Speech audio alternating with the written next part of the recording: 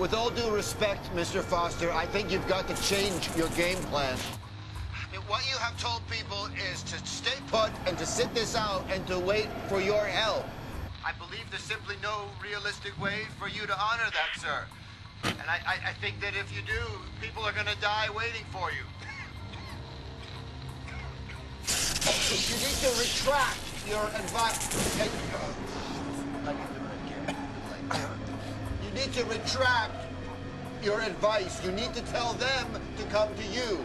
Mr. Lieberman, FEMA will draw on every resource possible to rescue these people. That's our federal obligation. No, sir, this is not about protocol, Mr. Foster. This is about survival and nothing more.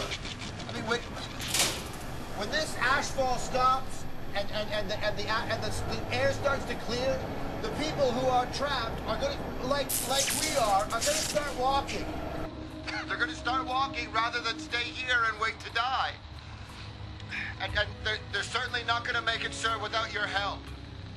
You need to help us. You need to tell us where to walk. We need to have supplies dropped for us along the way. I mean, if we are going to walk for life, then it's up to you guys to help us. Damn it. He wants people to walk through the ash? Wait, is he crazy?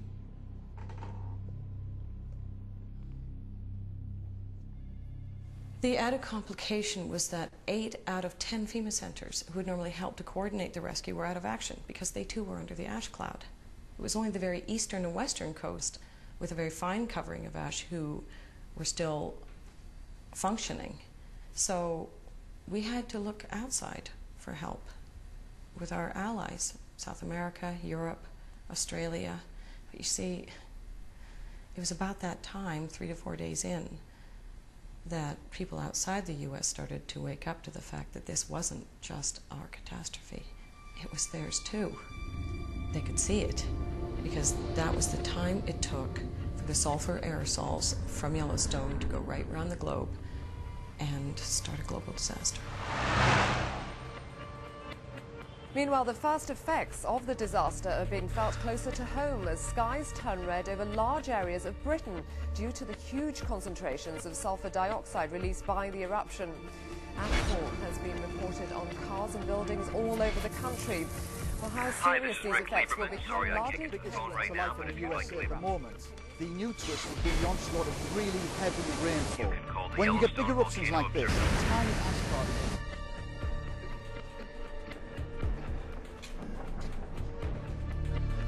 act as a nuclei for water droplets, so you get torrential rain.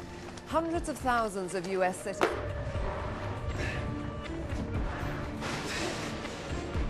Lahars from the volcano swept 23,000 people to their deaths. I can't get to the phone right now, but if you'd like... Thousands of others have been... Well, how serious...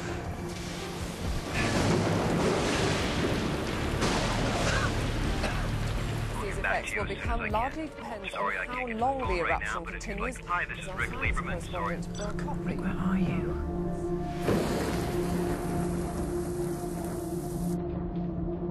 I just keep thinking, could I have done something different?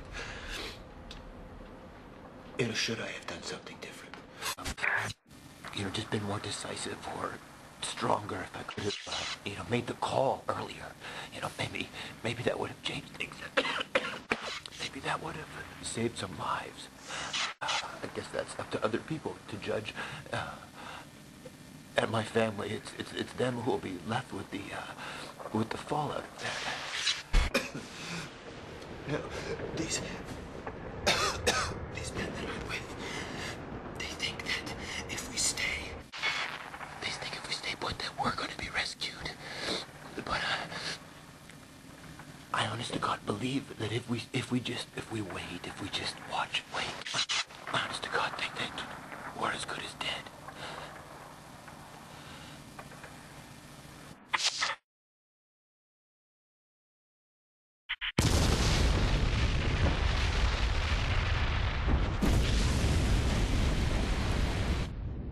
By day 5, over 2,000 cubic kilometres of ash and pumice had been dumped across the United States. 2,500 times more than the fallout from Mount St. Helens. But that was only about 10% of what was in the magma chamber.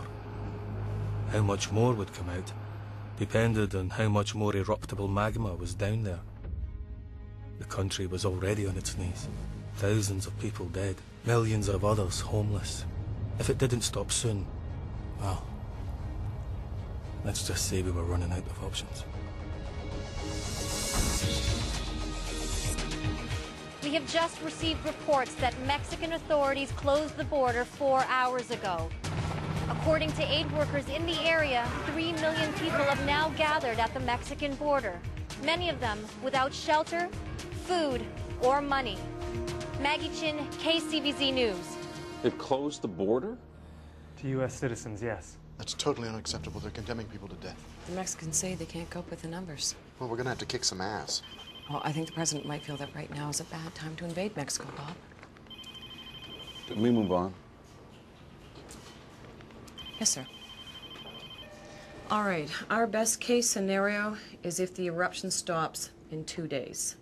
If that's the case, access to zones 1 and 2 won't be possible until at least 3 to 4 weeks after that. So it's unlikely we'll find any survivors. We can start supply drops into zones 3 through 5 about 2 weeks after the eruption ends if the weather is with us.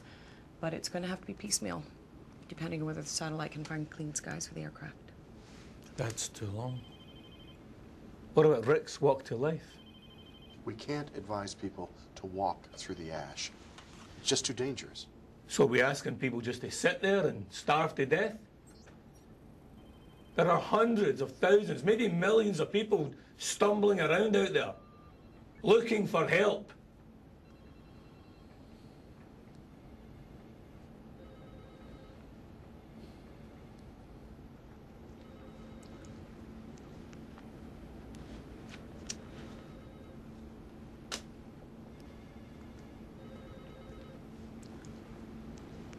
Sir?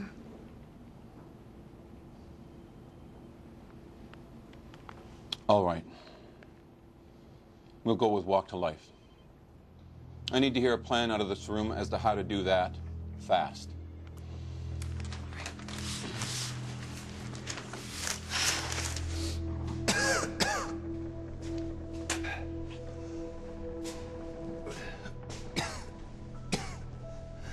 Well, It's still raining. Ash? Save the battery. We're gonna need it outside.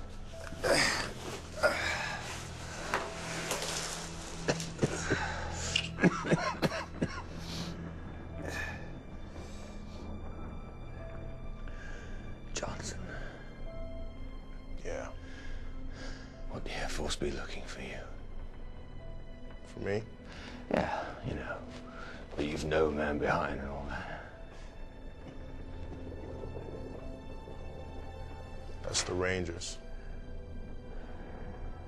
So the Air Force does leave men behind? I guess. I should have joined the Rangers.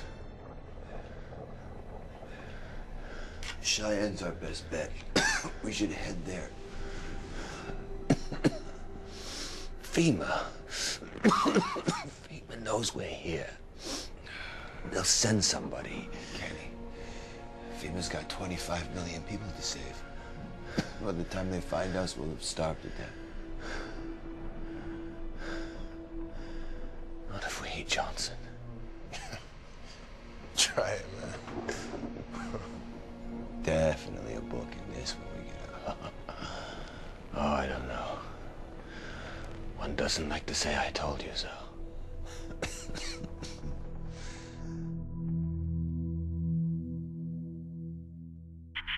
We assumed that when all the vents merged together to form a new caldera, then the pressure would drop and the eruption would stop. That was our thinking. Then, on day 7, our seismographs began to pick up massive quakes. And we realized that the ground within the new caldera rim was beginning to collapse into the empty space left by the ejected magma.